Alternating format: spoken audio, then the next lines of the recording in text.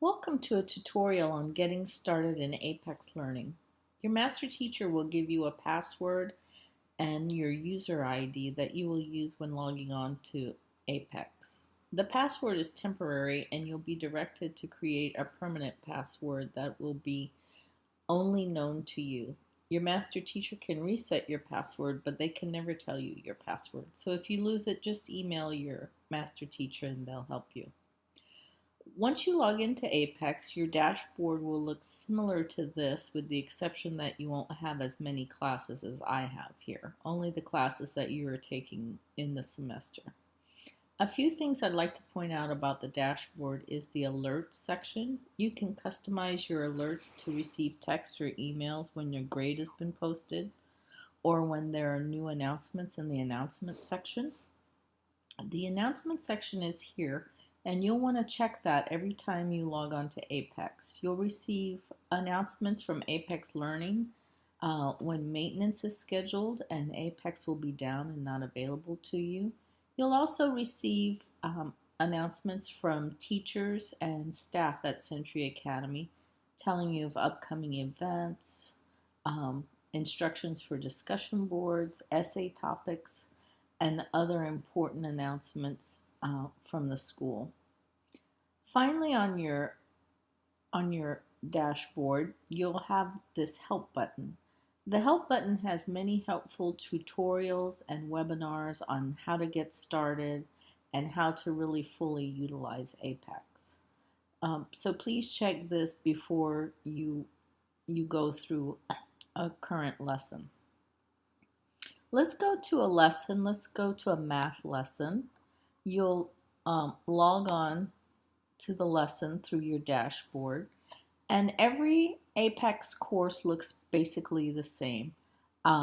You'll have a section on the left that's an outline of the entire semester, and then on the right you'll have the actual activity that you're doing. Every lesson starts with a short video or short explanation.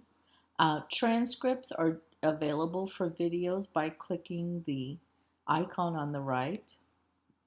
On the far right, you'll always have different icons, and you can hover over them, and that'll let you know what's available. So let's go to types of numbers. At the beginning of each unit, there are key terms, and we'll click on the key, and if you click on the key term, it'll pronounce it for you, and it'll also give you the definition as you hover over the key term. You don't need to write these down or do anything with the key terms. These are just for your understanding and your knowledge. You don't have to write them down or turn them into your teacher in any form. Again, we'll have a lesson. The icon with the speaker on it will actually read the information to you if you're wanting to listen to it as well as read it. And also it'll help you if there's tough vocabulary involved. So let's go to 111. In Apex, everything is numbered in 3 series. The first number is what unit you're on. The second number is what lesson you're on. And the third number is the activity. So lesson 111 is a study, types of numbers. So let's look at a study. When you come to the study, you'll see the icon with the paper and the pencil to the right. You'll click on this for your study sheet. Your study sheet you'll need to print out and fill out as you go along through your lesson. You can print it by printing the print icon here or by Control P on your computer. Study guides are basically guided notes, and they'll help you as you go through the lesson. Focus in on what key points you need to learn about.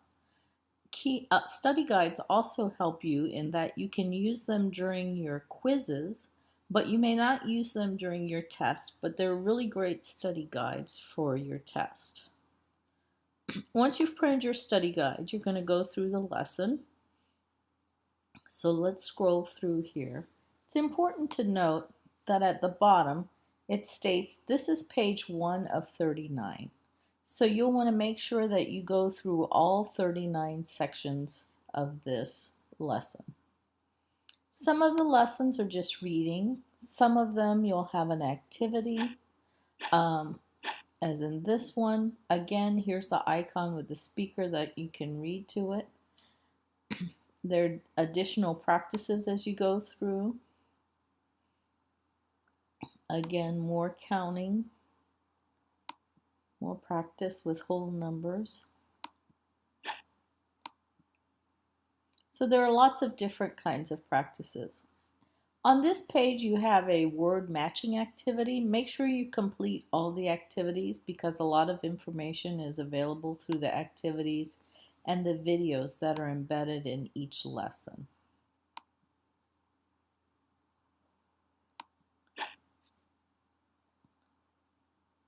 As you look to the left in the course outline, there are quizzes, and each quiz has an orange box. Each orange box in your outline indicates a graded activity. Quizzes are graded automatically by the computer and put into your grade book, so you do not need to print that out or let your teacher know that you've taken the quiz. Your teacher will know that you've taken the quiz when they see your quiz grade in the box.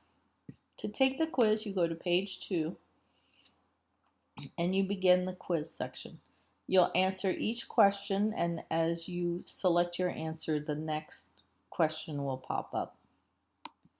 Besides quizzes, there are practices and other activities that need to be turned in, and those are always indicated by the orange box.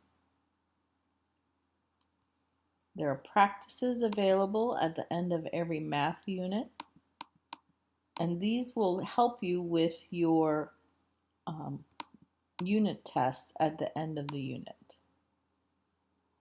There are also performance tasks and projects at the end of each math unit, and as you see here, it's indicated by the orange box. So make sure that you look at those and that you complete those activities as you come to them. Let's go to a class that's not math. Let's go to a biology class, and I'll show you a few things there.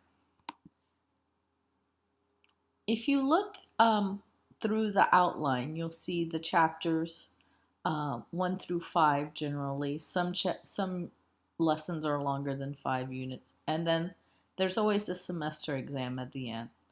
There are also appendices at the end of every class. So let's click on Student Resources, and this is where you'll find your course syllabus for the year. The course syllabus has a detailed outline of your grade and what percentages each grade is worth. And it also has a print menu where you can print all of your printed activities that you'll need to turn in through the semester. So these are also very handy items to know about. The syllabus includes a course outline with a detailed account of every lesson, activity, quiz, and study. It has a link to the document that's accompanied with the lesson, as well as a description and a duration time. The duration time is an APEX estimate of how long it should take a student to complete a certain activity. If you're taking a lot longer than this, please contact your master teacher so that they can help you.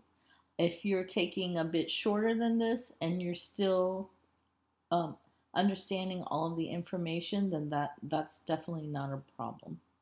There's an area for study tips, key terms, and in the sciences lab materials. That's a brief explanation on how to get started on APEX. Again, if you have any questions, please contact your teacher